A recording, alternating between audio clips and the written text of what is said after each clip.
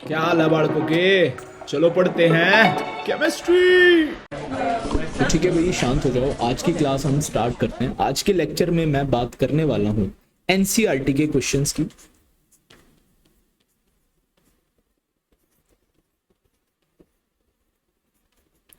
मैं आपको इन सभी क्वेश्चंस के सॉल्यूशन प्रोवाइड कराने वाला हूं बहुत अच्छे से।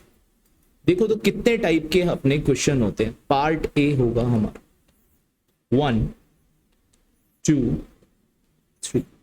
3 पार्ट में हमारे पास क्वेश्चंस होने वाले हैं एनसीईआरटी की। अगर मैं बात करता हूं, सबसे पहले आ जाता है सॉल्ट एग्जाम्पल्स हमारे पास। उसके बाद आ जाते हैं अनसॉल्व्ड इन टेक्स्ट क्वेश्चंस, और उसके बाद अगेन अनसॉल्व्ड बैक एक्सरसाइज के क्वेश्चंस। तो मैं इस वीडियो में आपको सभी क्वेश्चंस के सॉल्यूशंस प्रोवाइड कराने वाला हूं, जो कि बहुत ही इजी रहेगा समझने में। याद आपको कुछ भी नहीं करना पड़ेगा। अगर आप पूरी वीडियो को ध्यान से समझते हो, पूरे लेक्चर को ध्यान से देखते हो, तो आपको हर एक क्वेश्चन बहुत ही आसानी से समझ में आने वाला है। तो हम स्टार्ट करते हैं बिना किसी देरी के। फर्स्ट क्वेश्चन आपकी स्क्रीन पे है। Calculate the molecular mass of glucose. Glucose हमको दिया है मॉलिक्यूल। देखो क्लास 11th में हमको नहीं पता होता तो मैं स्टेप बाय स्टेप आपको सॉल्व करके दिखाऊंगा। अब ध्यान से देखो, इसके अंदर अगर मैं बात करता हूं तो ग्लूकोज का फॉर्मूला दिया है C6H12O6। अगर मैं इसका मॉलिक्यूलर मास निकालना चाहता हूं तो मैं बहुत सिंपलर तरीके से लिख लूंगा कि कितने एटम हमारे पास कितने नंबर में प्रेजेंट है। कार्बन हमारे पास 6 बार प्रेजेंट है। हाइड्रोजन की बात मैं करता हूं तो 12 हाइड्रोजन प्रेजेंट है, और 6 मेरे पास ऑक्सीजन प्रेजेंट है। बात सही है? बात सही है। Carbon, hydrogen, oxygen.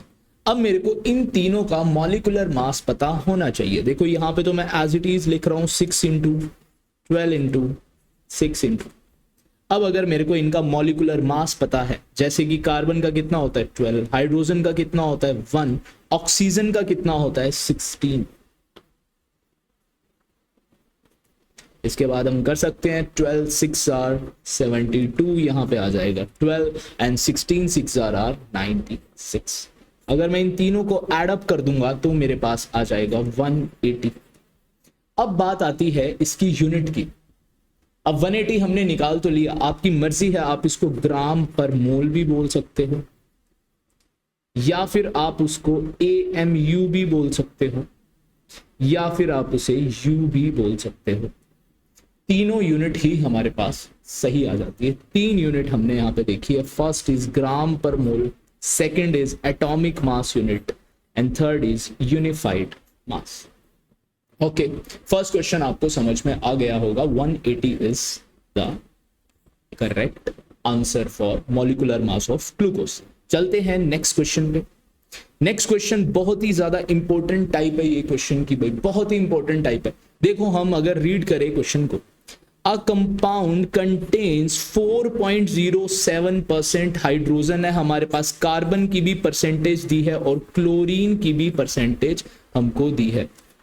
बात सही है? तीनों की हमें परसेंटेज दिया है।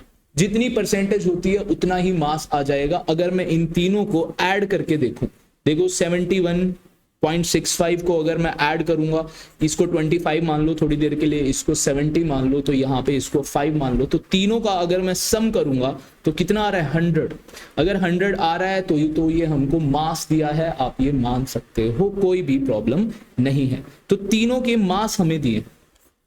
तो ऐसे क्वेश्चंस के लिए हमेशा हमें एक टेबल से स्टार्टिंग करनी होती।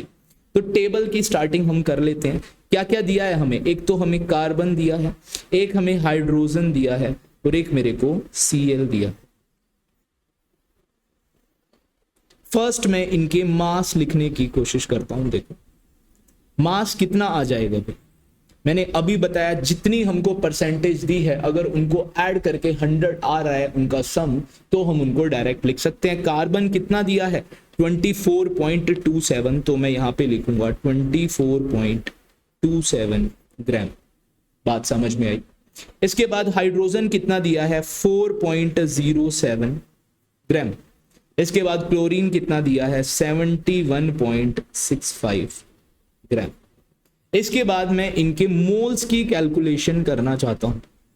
आपको पता है मोल्स का फॉर्मूला क्या होगा, मास बाय मोलर मास। मास हमको दिया है, मोलर मास अभी भी हमने कार्बन का भी देखा, हाइड्रोजन का भी देखा, क्लोरीन का नहीं पता तो मैं आपको बता देता हूं 35.5 होता है।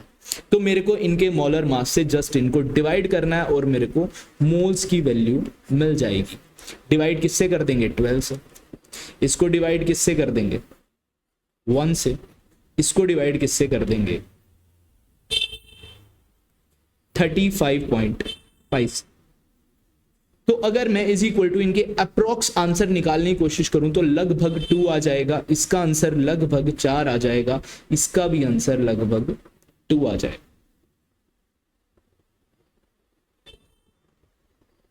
बात सही है, बताइए भाई बात सही है या नहीं। तो कंप्लीट दिख रहा, बिल्कुल सही है। मोल्स आ गए, मोल्स तक में कोई भी प्रॉब्लम नहीं होनी चाहिए। इसके बाद मैं क्या करूंगा, इनका सिंपलेस्ट रेशो निकाल लूंगा, मोल्स का सिंपलेस्ट रेशो निकाल लेंगे। सिंपलेस्ट रेशो निकालने के लिए जो सबसे छोटा नंबर आया इसमें जो कि 2 है, उसको मैं तीनों से डिवाइड कर दूंगा। अब देखो मैं कैसे करूंगा, इसको डिवाइड कर दिया 2 से, इसको भी डिवाइड कर दूंगा मैं 2 से, इसको भी डिवाइड कर दूंगा मैं 2 से। आंसर क्या आ गया 1, आंसर क्या आ गया 2, आंसर क्या आ गया 1। तो ये जो मेरे पास रेशो निकल के आई है, इससे अब मैं अपना एम्पेरिकल फॉर्मूला निकाल सकता हूं। क्या निकाल सकता हूं भाई, एम्पेरिकल फॉर्मूला यहां से मेरे को मिल जाएगा। क्या मिलेगा एम्पेरिकल फॉर्मूला, अगर मैं लिख लूं एम्पेरिकल फॉर्मूला,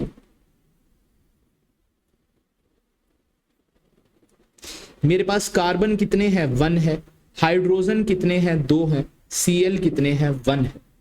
तो मेरे पास एम्पेरिकल फॉर्मूला क्या आ गया CH2Cl।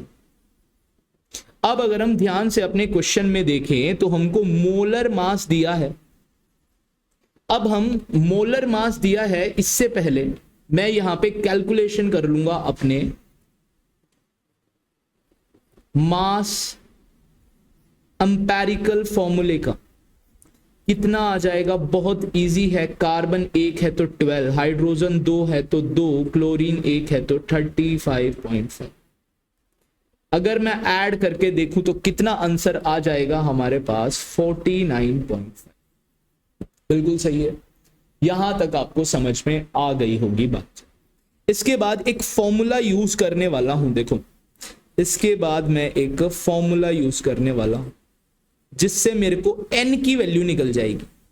n की वैल्यू कैसे आएगी, मेरे को मास रखना है, मॉलिक्यूलर फॉर्मूले का मास जो हमें क्वेश्चन में दिया है, डिवाइड मैं कर दूंगा इसे एम्पेरिकल फॉर्मूले के मास से। क्वेश्चन में कितना दिया है अगर हम देख पा रहे हैं तो 98.96 और यहां से हमारा एम्पेरिकल फॉर्मूले का मास कितना आ गया 49.5। तो जस्ट मैं यहां पे पुट कर रहा हूं, लगभग n की वैल्यू कितनी आ गई 2। तो यहां से हम इसका मॉलिक्यूलर फॉर्मूला भी निकाल सकते हैं। कहां पे निकाले मॉलिक्यूलर फॉर्मूला, यहां पे ऊपर निकाल रहा हूं मैं। तो इसका मॉलिक्यूलर फॉर्मूला आ जाएगा n इंटू एम्पेरिकल फॉर्मूला। देखो मैंने कितने सारे यहां पे फॉर्मूलाज यूज किए हैं। फर्स्ट फॉर्मूला यहां पे किया मैंने यूज, सेकंड फॉर्मूला मैंने यहां पे किया, बहुत आसान है। तो n कितना है 2, एम्पेरिकल फॉर्मूला कितना आया था CH2Cl। तो अगर मैं इसे मल्टीप्लाई कर दूं तो क्या आ जाएगा C2H4Cl। तो यहां से एक हमारा आंसर भी निकल गया है अब एक बार चेक कर लेते हैं क्या क्या हमें क्वेश्चन में निकालना। What are its empirical and molecular formula. Empirical formula तो भाई ये रहा और मॉलिक्यूलर फॉर्मूला हमारा ये रहा। ठीक है, हमारा क्वेश्चन हो गया। आई होप आपको भी समझ में आ गया होगा। चलते हैं अपने नेक्स्ट सवाल पे। देखो क्वेश्चन रीड करते हैं। Calculate the amount of water produced by combustion of 16 gram of methane. इस क्वेश्चन में समझने वाली चीज क्या है, फर्स्ट हाईलाइट हमको करना है कंबशन और सेकंड हाईलाइट आपको करना है जिसका कंबशन हो रहा है मीथेन का। तो सबसे फर्स्ट स्टेप हमारा, वेरी फर्स्ट स्टेप हमारा क्या होना चाहिए, कंबशन ऑफ मीथेन की रिएक्शन लिखना। कंबशन ऑफ मीथेन का रिएक्शन लिखना। कंबशन ऑफ मीथेन का रिएक्शन क्या हो देखते हैं। CH4 कंबशन का मतलब क्या होता है, एडिशन ऑफ O2 कर रहा हूं मैं, बहुत सिंपल है। अगर मैं कार्बन और ऑक्सीजन को मिला दूं तो क्या मिलता है हमें, आपको पता है CO2, नहीं पता तो बहुत इजी है। और मैं हाइड्रोजन और ऑक्सीजन को ऐड करता हूं तो क्या मिल जाता है, पानी, वाटर। अब जस्ट मेरे को क्या करना है, बैलेंसिंग करनी है। कार्बन एक, यहां भी एक, कोई दिक्कत नहीं। कार्बन के बाद मैं किसकी बैलेंसिंग करूंगा, लो आपको दिख नहीं रहा, अब दिखेगा, लो भाई, ठीक है। अगर मैं कार्बन की मैंने बैलेंसिंग कर दी, कार्बन 1, यहां भी 1। इसके बाद करूंगा मैं हाइड्रोजन 4 है, यहां पे सिर्फ 2 है, तो मैं इसके आगे 2 लगा देता हूं। अब मैंने 4 कर दिए। इसके बाद बच गया सिर्फ ऑक्सीजन, यहां पे 2। अगर यहां पे काउंट करूंगा तो कितने आ रहे हैं, 4। तो यहां पे अगर मैं 2 लगा दूं तो ये रिएक्शन अभी कंबशन की हमारी पूरी की पूरी बैलेंस्ड फॉर्म में हमको दिख रही है। इसके बाद हम क्वेश्चन को दोबारा से पढ़ेंगे।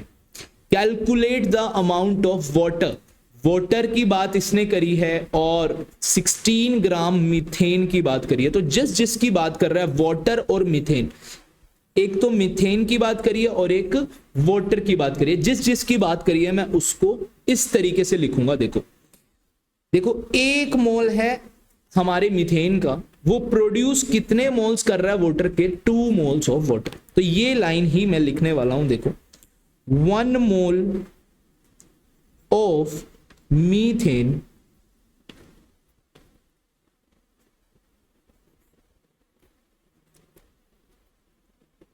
produces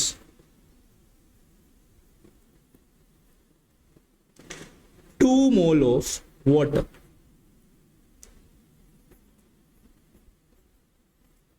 बिल्कुल सही बात है। तो हमको जिस भी अमाउंट, देखो हमको निकालना है अमाउंट ऑफ वाटर। जिस चीज को आपको निकालना है उसे आप लेफ्ट हैंड साइड को ले आओगे।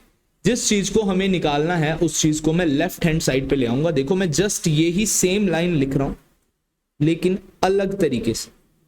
2 मोल्स ऑफ वाटर हमें रिक्वायर कितने मोल होंगे, 1 मोल ऑफ CH4। रिवर्स करने के बाद सर क्या करना है, रिवर्स हमने कर लिया। रिवर्स करने के बाद देखो क्वेश्चन को दोबारा से पढ़ो। 16 ग्राम ऑफ मीथेन दिया है। अगर मैं मीथेन का मॉलिक्यूलर मास देखूं तो कितना आ जाएगा, 12 + 4 16 ही आ जाएगा। तो 1 मोल मीथेन में कितने मास होगा हमारा, 16 ग्राम ही तो होगा। देखो मास बाय मोलर मास 1 मोल। तो मैं 1 मोल की जगह पे क्या लिख सकता हूं, 16 ग्राम ऑफ मीथेन भी लिख सकता हूं। बात आई या नहीं समझ में, क्योंकि जब मैं 16 ग्राम मास लूंगा और मोलर मास भी इसका 16 ही है तो 1 मोल हमारा कितना अमाउंट होगा, 16 ग्राम ही हो जाएगा। बहुत सिंपल है। अब इन्होंने पूछा है अमाउंट ऑफ वाटर, तो वाटर के तो 2 मोल्स चाहिए। अब 2 मोल वाटर के कब आएंगे, अगर मेरे पास n की वैल्यू 2 है, मोलर मास मेरे को वाटर का पता है कितना होगा 18, तो मेरे को मास निकालना है तो कितना हो जाएगा, नंबर ऑफ मोल्स को मोलर मास से मल्टीप्लाई कर दो। मोलर मास कितना 2, 18, आंसर कितना आ गया 36। तो हम लिख सकते हैं 2 मोल्स ऑफ वाटर में कितने ग्राम होगा, 36 ग्राम ऑफ वाटर प्रेजेंट होगा। बहुत सिंपल सी बात है। देखो तो ये हमारा क्या हो जाएगा भाई, आंसर। बहुत सिंपल सा क्वेश्चन था, स्टोइशियोमेट्री मैंने यूज की। सिर्फ यहाँ पे मैंने स्टार्टिंग में जिस की बात क्वेश्चन में करी थी, वाटर की बात करी थी, मीथेन की बात करी थी, अकॉर्डिंग टू रिएक्शन मैंने लिखा। यहाँ पे 16 ग्राम मीथेन हमको गिवन था। 16 ग्राम कितने मोल होंगे? 1 ही मोल होगा, तो 1 मोल को तो 2 मोल्स ऑफ वाटर चाहिए। तो जो भी चाहिए वो हमें यहाँ पे लिख लिया। बहुत ही आसान वे में हमारा आंसर आ गया भाई। समझ आया या नहीं? Very easy, very easy. ठीक है, आ गया समझ। इसके बाद हम करते हैं अपना नेक्स्ट सवाल, problem number 1.4। How many moles of methane are required to produce 22 gram CO2 after combustion? ये बहुत अच्छा सवाल, बहुत ही अच्छा सवाल है। बिल्कुल सेम सवाल है जो हमारा लास्ट सवाल था। अगर आपने लास्ट सवाल अच्छे से देखा है किस तरीके से मैंने सॉल्व किया था, तो ये भी हो जाना चाहिए। सर सबसे पहले तो आपने ऐसा कुछ कहा था कि कंबशन की रिएक्शन लिखेंगे मीथेन के लिए, अभी लिखी थी, दोबारा से लिख लेते हैं फास्टली थोड़ा सा। अभी हमने रिएक्शन लिखी थी, कोई भी प्रॉब्लम इसमें हमें नहीं होनी चाहिए। यहां पे बात किसकी करी है? एक तो मीथेन की बात करी है और दूसरी बात CO2 की करी है। पिछली बार उसने मीथेन और वाटर की बात करी थी प्रॉब्लम 1.3 में, यहां पे उसने बात CO2 और इसकी करी है। कोई दिक्कत नहीं है, हम दोनों को लिख लेते हैं। 1 मोल ही हमारा मीथेन का, देखो 1 mole of methane produces 1 mole of CO2। बात सही है। अब देखो भाई, इसने CO2 का मास हमें दिया है 22। अब यहां पे तो लिखा है हमने 1 मोल। अब 1 मोल के अंदर मास कितना होगा? जितना CO2 का मोलर मास है उतना ही होगा। तो 44 ग्राम ऑफ CO2 में तो हमें 1 मोल ऑफ मीथेन की जरूरत है। तो 22 ग्राम में कितने की जरूरत होगी भाई? आधे मोल की, है ना? वहां पे आधा कर दिया तो यहां पे भी हमें आधा करना ही पड़ेगा। Stoichiometry very simple, very easy. Answer आपके सामने। इसने क्या बोला था? How many moles of methane, methane के मोल्स कितने चाहिए जब 22 ग्राम CO2 लेंगे? भाई 44 ग्राम के लिए चाहिए था 1 मोल, तो 22 ग्राम के लिए कितने चाहिएगा? Half mole. यहां पे भी डिवाइड बाय 2 कर दिया, तो यहां पे भी सिंपली मैंने डिवाइड बाय 2 कर दिया। आंसर आपके सामने। 0.5 moles of CH4 are required to produce 22 gram of CO2। बहुत सिंपल सा क्वेश्चन था, हमने कर लिया। चलते हैं नेक्स्ट सवाल, प्रॉब्लम नंबर 1.5। अभी तक क्वेश्चन चल रहे थे, हमको सिर्फ एक चीज दी थी। जैसे कि यहां पे थी तो हमारे पास 4 चीजें, पर हमको गिवन इंफॉर्मेशन सिर्फ CO2 के बारे में थी, तो हमने निकाल ली थी, कोई दिक्कत नहीं थी। यहां पे भी सेम थी तो हमारे पास 4 चीजें, पर गिवन इंफॉर्मेशन हमको किसकी थी? सिर्फ और सिर्फ मीथेन की। लेकिन अभी इस क्वेश्चन में क्या डिफरेंस है भाई? इसमें हमको इंफॉर्मेशन रिएक्शन में, देखो प्रोड्यूस अमोनिया की रिएक्शन दी है। सबसे पहले मैं अमोनिया की रिएक्शन लिख के समझाऊंगा, लेकिन जो सबसे पहली चीज है जो हमको ध्यान में देनी है, अगर हमें रिएक्शन में दो मॉलिक्यूल्स की इंफॉर्मेशन दी है तो सबसे पहले हमें चॉइस करनी पड़ेगी किसकी? लिमिटिंग रिएजेंट की। जब ही समझ जाना आप, जब 2 बार N2 के बारे में भी इंफॉर्मेशन दी है, H2 के बारे में भी इंफॉर्मेशन दी है, तो सबसे पहले हम लिमिटिंग रिएजेंट चेक करेंगे। लिमिटिंग रिएजेंट चेक करने के बाद उसके हिसाब से हम रिएक्शन चलाएंगे भाई। बात समझ में आई या नहीं? अब देखो मैं किस तरीके से इस रिएक्शन को लिखता हूं। रिएक्शन हमको किसकी दी है? अमोनिया की। तो हेबर्स प्रोसेस मैं यहां पे लिख सकता हूं, फॉर्मेशन ऑफ अमोनिया हमको कौन बताता है? हेबर्स प्रोसेस बताती है भाई, फॉर्मेशन ऑफ अमोनिया।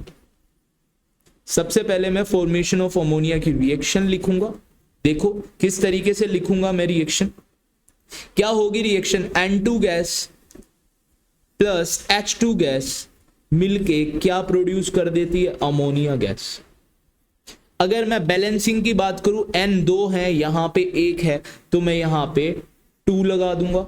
यहां पे फिर से हम हाइड्रोजन करेंगे चेक, यहां 2 है, यहां 6 हो गए, तो यहां पे मैं 3 लगा दूंगा। रिएक्शन अपने सामने। इसके बाद अगर मैं बात करूं रिएक्शन के बारे में, कुछ कुछ चीजें हमको दी हैं, तो मैं थोड़ा सा खुला खुला लिख लूंगा, जिसकी वजह से यहीं पे हम कैलकुलेशन इसकी इजीली कर सके। देखो क्या दिया, N2 की कुछ इंफॉर्मेशन दी है, कुछ इंफॉर्मेशन H2 की दी है। हमें क्या दिया है, मास दिया है। क्या दिया है हमें, मास दिया है। N2 का कितना दिया है, 50 kg। H2 का कितना दिया है, 10 kg। देखने से तो लग रहा है हमारा H2 लिमिटिंग रिएजेंट है। लगने से, दिखने से क्या लग रहा है, H2 हमारा लिमिटिंग रिएजेंट है। क्या पता हो, क्या पता ना हो। सर यहां पे तो कम अमाउंट में प्रेजेंट है, तो डायरेक्टली बोल दो। नहीं, हम कभी भी अमाउंट, अगर केमिस्ट्री में हम बात कर रहे हैं, तो कभी भी अमाउंट हम मास को देख के पता नहीं लगा सकते। हम हमेशा मोल्स की कैलकुलेशन करेंगे, उसके बाद ही हम कोई कमेंट कर सकते हैं अमाउंट के ऊपर। नहीं, हम डायरेक्टली कमेंट कभी भी नहीं करेंगे। तो सबसे पहले हम इसमें किस में चेंज कर देंगे भाई, मोल्स में। अमाउंट, एग्जैक्ट अमाउंट पता लगाने के लिए मैं मोल्स में चेंज कर दूंगा। देखो मैं किलो की जगह 10 की पावर 3 लिख रहा हूं, डिवाइड कर दिया मैंने इसके मोलर मास से, जो कि होगा 28। यहां पे भी मैं मल्टीप्लाई कर दे रहा हूं 10 की पावर 3, क्योंकि यहां पे किलो है, हमको किस में पुट करना पड़ेगा, ग्राम में। क्यों करना पड़ेगा, क्योंकि मोलर मास होगा ग्राम पर मोल में, ऊपर आ जाएगा ग्राम, तो ग्राम से ग्राम कैंसिल होके ये मॉल इनवर्स ऊपर जाके मोल्स हमको मिल जाएंगे। बात आई समझ में, बहुत इजी तरीके से हम समझ रहे हैं। कुछ भी चीज आपको याद करने की जरूरत नहीं है, रट्टा हमको नहीं लगाना है। H2 का मोलर मास पता है, 1 के लिए 1 होता है, तो 2 के लिए कितने हो जाएगा, 2। तो यहां से हम थोड़ा बहुत कैंसिल आउट कर देते हैं। कैंसिल आउट करके यहां से 28, अगर यहां पे 25 होता भाई तो मजे आ जाते, 2 आ जाता आंसर। लेकिन अभी तो थोड़ा ज्यादा है, तो आंसर थोड़ा सा कम आएगा। कितना आंसर आ जाएगा आप जल्दी से कैलकुलेट करो, मैं भी करता हूं। ठीक, 1785 आंसर आ रहा है मेरा, 1785। अगर मैं इसको पॉइंट में ही बताऊं तो 1.785 इंटू 10 की पावर 3 आ जाएगा। और यहां से तो आंसर सीधा सीधा कट रहा है सर 5, तो यहां पे तो 5 इंटू 10 की पावर 3 आ जाएगा। तो ये हमारे क्या आ गए भाई, इतने मोल्स तो आ गए N2 के, और इतने मोल्स आ गए मेरे H2 के। बात आई समझ में। सर अब तो हमने मोल्स की कैलकुलेशन कर ली है, अब तो हम डायरेक्टली देख सकते हैं। नहीं, हम चलते हैं नेक्स्ट स्लाइड पे, और जितनी इंफॉर्मेशन हमको मिल गई है उतनी इंफॉर्मेशन हम लिखने की कोशिश करते हैं। देखो इतना समझ में आ गया या नहीं। कुछ नहीं किया मैंने, मास मेरे को दिया था, मास से मैंने मोल्स की कैलकुलेशन करी है, और कुछ भी नहीं। तो चलते हैं नेक्स्ट स्लाइड पे और समझते हैं आगे किस तरीके से इस क्वेश्चन को प्रोसीड किया जाए। अब देखो भाई, हमको कितनी चीजें पता चल गई हैं। सर पहले तो हम रिएक्शन लिख लेते हैं, N2 + 3H2 gives 2 अमोनिया। यहां पे हमको पता है सर N2 के मोल्स हमको पता है कितने आए थे भाई, 1785 आ गए थे मोल्स, और यहां पे आ गए थे 5 इंटू 10 की पावर 3 को मैं 5000 भी लिख सकता हूं, 5000 मोल्स इसके। अब देखो मेरे को पता चल गया कि लिमिटिंग रिएजेंट ये है। सर यहां से तो नहीं पता चल रहा है, यहां पे तो इसका अमाउंट हमें ज्यादा लग रहा है, फिर आप इसे लिमिटिंग रिएजेंट क्यों बोल रहे हो? कुछ स्टूडेंट होंगे जिनको समझ आ गया होगा। लिमिटिंग रिएजेंट कौन होता है? लिमिटिंग रिएजेंट कौन होता है? जो हमारा रिएक्शन में कंज्यूम हो जाए फर्स्ट, जो फर्स्ट कंज्यूम हो जाए, खत्म हो जाए, जो लेसर अमाउंट में प्रेजेंट हो, जो लेसर अमाउंट में प्रेजेंट हो। तो सर यहाँ पे तो 5000 मोल्स दिख रहा है और यहाँ पे 1785, तो ये तो ज्यादा अमाउंट में प्रेजेंट है, तो आप इसको लिमिटिंग रिएजेंट क्यों बोल रहे हो? देखो ध्यान से समझने की कोशिश करो, यहाँ पे स्टोइशियोमेट्री कितना है 3, यहाँ पे स्टोइशियोमेट्री कितना है 1। अगर मैं चेक करना चाहता हूं, चेक फॉर लिमिटिंग रिएजेंट, तो मैं कैसे करूंगा? 1785 को भी इसके स्टोइशियोमेट्री से डिवाइड कर दूंगा और इस 5000 को भी इसके स्टोइशियोमेट्री से डिवाइड कर दूंगा। अगर आप देखो तो आंसर अब शायद से आपको अमाउंट, रियल अमाउंट आपको पता चलेगा। इसका कितना आ रहा है 1785 आंसर, और यहाँ पे कितना आ रहा है 1666.66। तो कम अमाउंट में कौन है भाई? लेसर अमाउंट में हमको दिख गया कौन है, हमारा हाइड्रोजन है। तो देखो कभी भी हमें मास से कैलकुलेट तो करना ही नहीं है कि मास डायरेक्ट सर इसका कम दिख रहा था तो यहां पे भी अगर हम कर देते तो गलती क्या थी? गलती भाई कभी भी मास को तुम स्टोइशियोमेट्री में यूज कर ही नहीं सकते। कभी कर दिया तो तुम्हारा सवाल 100% गलत हो जाएगा, 101% गलत होगा। तो हमेशा हम मोल्स की कैलकुलेशन करेंगे और मोल्स की कैलकुलेशन करने के बाद भी उसके स्टोइशियोमेट्री से हम डिवाइड करने के बाद ही कमेंट करेंगे। जो लेसर अमाउंट आएगा वो हमारा लिमिटिंग रिएजेंट होगा। देखो अभी तक हमें लिमिटिंग रिएजेंट का पता चल गया कि H2 है। अब मैं एक और बार अपनी रिएक्शन लिख रहा हूं, इसके बाद आपको ये स्टोइशियोमेट्री का सवाल बहुत अच्छे से समझ में भाई आ जाएगा। ध्यान से देखो मैं क्या लिख रहा हूं, दोबारा से एक और बार मैं रिएक्शन लिखूंगा। N2 plus 3H2 gives 2 ammonia. अब हमको पता है हमारा लिमिटिंग रिएजेंट कौन है, H2। अब एक बार ना सवाल पढ़ लेते हैं, हमको पूछा क्या था। देखो इन दोनों का वो था, मैंने बता दिया लिमिटिंग रिएजेंट चेक करना पड़ेगा। अगर दो सब्सटेंस का हमें इंफॉर्मेशन दिया है तो हमें समझना पड़ेगा रिएक्शन किसके हिसाब से हमको चलानी है, इसीलिए हम लिमिटिंग रिएजेंट की कैलकुलेशन कर रहे हैं। Calculate the amount of NH3। अब हमें NH3 का अमाउंट बताना है, लेकिन दो थे, अब हमें किसके हिसाब से बताना है? यहां पे तो 3 चीजें दी हैं और 3 चीजों के हिसाब से तो हम नहीं बता पाएंगे। लास्ट क्वेश्चन अगर हम देखें सिर्फ 2 ही चीजें दी थी, यहां पे इस लाइन में तो हम 2 ही चीजें लिख सकते हैं, 3 तो नहीं लिख सकते, इसीलिए यहां पे लिमिटिंग रिएजेंट। अब वो 2 चीज हमें पता चल गई है, एक तो वो जिसकी इंफॉर्मेशन क्वेश्चन में पूछी है, एक वो जो हमारा लिमिटिंग रिएजेंट है। अब हमें NH3 का इंफॉर्मेशन निकालना है और यूज किसका करना है, H2 का, जो हमारा लिमिटिंग रिएजेंट आया है। तो तभी मैंने यहां पे लिमिटिंग रिएजेंट लिख दिया है। तो अभी मैं लिख सकता हूं क्या, 3 moles of H2 produces 2 moles of ammonia। लिख सकते हैं, बिल्कुल लिख सकते हैं। अब हमें इंफॉर्मेशन किसकी दी है, H2 की। कितने मोल्स दिए हैं हमको, 5000। तो हम लिखेंगे 1 मोल ऑफ H2 कितने मोल प्रोड्यूस कर देगा, 2/3 मोल्स ऑफ अमोनिया। बात सही है क्या? बात सही है क्या? नहीं, बिल्कुल सही है। तो भाई 5000 मोल्स, 5000 मोल्स ही तो हैं H2 के। भाई देखो बहुत सारे बच्चे ना इसकी जगह पे अब 166 कर देते हैं पुट। सर ये आया ना भाई, ये तो सिर्फ हमने चेक किया है, ये तो सिर्फ हमने चेक किया है, ये आंसर नहीं आया हमारा। ये ही इतने ही मोल्स है तो इसी के हिसाब से आगे रिएक्शन चलाएंगे, ना कि इसके। ये तो बस हमने चेक किया था लिमिटिंग रिएजेंट का लेसर अमाउंट चेक करने के लिए। बात आ रही है समझ में? बिल्कुल सही बात है। तो 5000 मोल्स में कितना बनेगा भाई, 2/3 इंटू में कर दूंगा 5000। सिंपली मैंने यूनिटरी मेथड किया है, इतने मोल्स बन जाएंगे भाई अमोनिया के।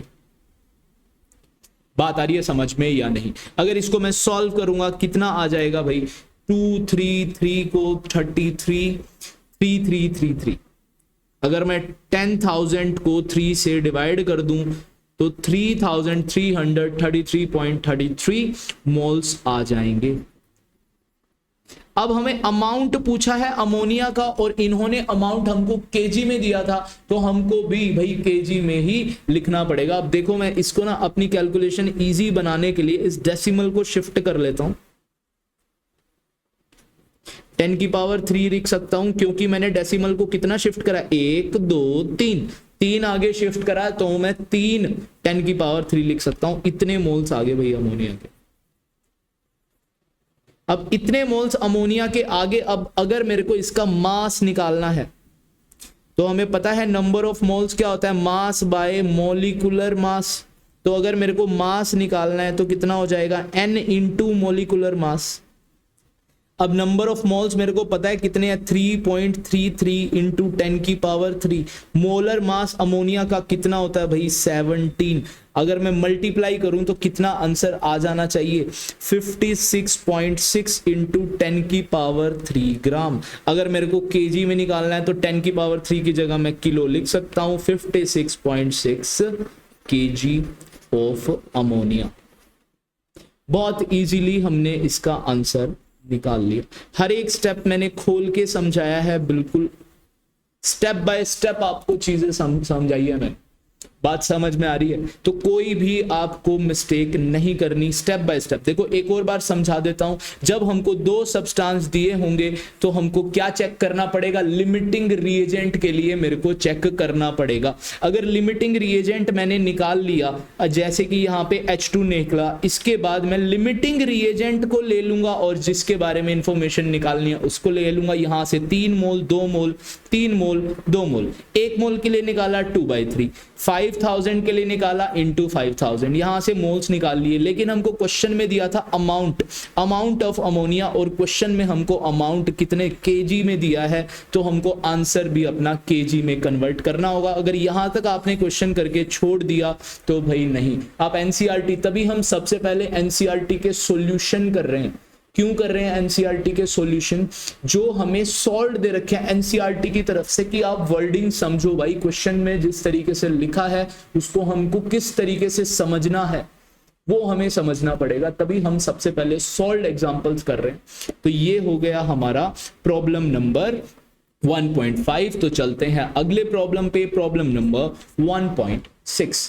रीड करना स्टार्ट करते हैं। देखो, a solution is prepared by adding 2 gram of a substance A to 18 gram of water, calculate the mass percent of solute. देखो सोल्यूट के बारे में ना इसने बस इतनी सी इंफॉर्मेशन दी है कि 2 ग्राम लिया है, और हमें सॉल्वेंट की इंफॉर्मेशन दी है कि वाटर है जो कि हमने 18 ग्राम लिया है। तो हमें कैलकुलेट करना है मास परसेंट। भाई कोई इतने ज्यादा मैं आपको फॉर्मूले नहीं बताने वाला, बहुत आसान तरीके से हम ये सवाल करने वाले हैं। ध्यान से देखो, बस देखते रहो, सवाल समझ में आ जाएगा। मैंने लिखा सोल्यूट, मेरे को नहीं पता कौन है सोल्यूट, सब्सटेंस ए लिखा है इसने, मैं भी सोल्यूट ए मान के चल लेता हूं। इसके बाद मैंने क्या कर दिया, इसके बाद मैंने लिखा भाई सॉल्वेंट। सॉल्वेंट का इंफॉर्मेशन हमको दिया है, क्या होगा, वाटर होगा, मैंने लिख दिया वाटर। इसके बाद सोल्यूट और सॉल्वेंट मिलके क्या बना देते हैं, सॉल्यूशन। ये 3 चीजें आप लिख लोगे या नहीं?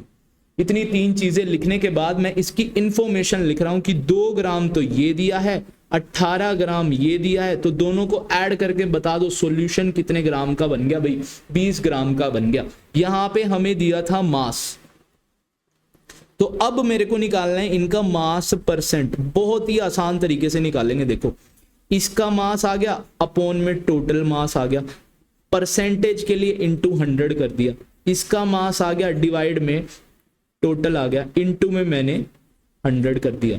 अगर मैं यहां से इसकी कैलकुलेशन करूं, 0 से 0 कट गया, 2 से 2 कट गया, आंसर क्या आ गया भाई, 10%। आंसर क्या आ गया, 10%। अगर ये 10% आ गया तो ये कितना आएगा, 90%। सॉल्व करने की जरूरत भी नहीं है, आप चाहते हो तो सॉल्व कर सकते हो। हमको बताना था मास परसेंट सोल्यूट का, भाई हमने तो सॉल्वेंट का भी निकाल दिया, सोल्यूट का भी, बट हमको आंसर अपना वही लिखना है, हाईलाइट आपको करना पड़ेगा।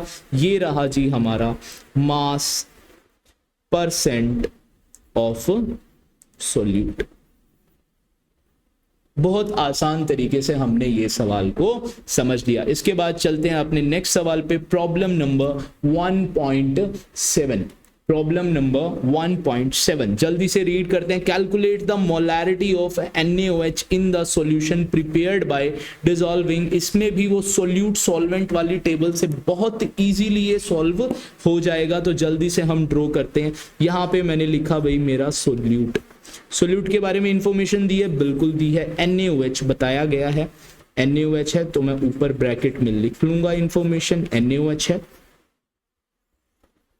इसके बाद मैंने लिखा भाई मेरा सॉल्वेंट। सॉल्वेंट कौन है बताया है, यस बताया है, वाटर है। यहां पे लिखा है देखो वाटर। इसके बाद क्या बन जाएगा, ये सॉल्यूशन।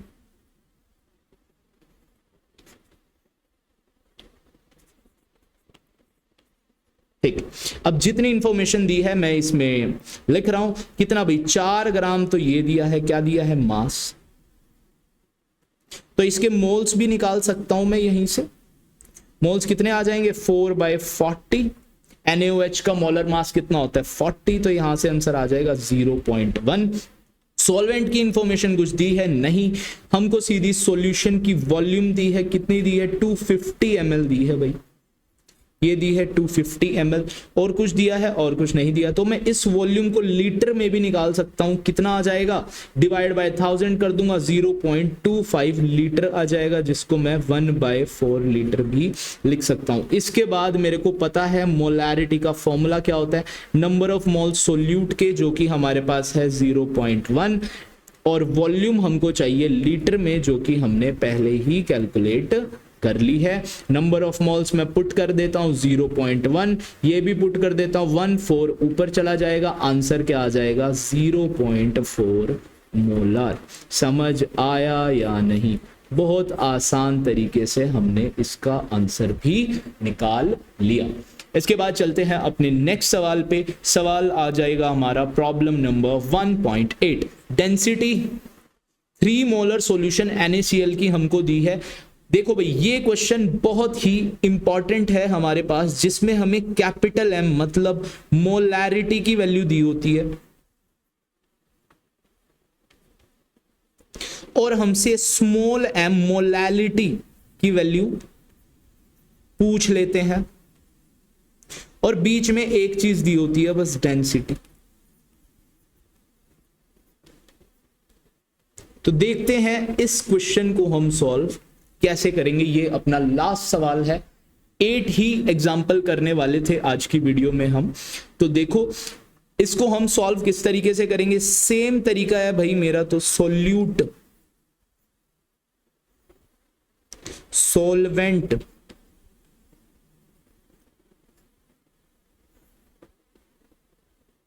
सॉल्यूशन। सोल्यूट के बारे में कितना दिया, 3 मोलर। अगर मैं इसको थोड़ा सा ना ओपन अप करके लिखना चाहूं, देखो 3 मोलर को मैं कैसे लिख सकता हूं, 3 मोल है जी, और वॉल्यूम कितनी आ जाएगी, 1 लीटर। मैं इसको ऐसे लिख सकता हूं, देखो 3 मोल्स आ गए हमारे सोल्यूट के, और यहाँ पे 1000 ml भी लिख सकता हूँ, लीटर को मैं ml में चेंज कर सकता हूँ, कोई भी दिक्कत नहीं है।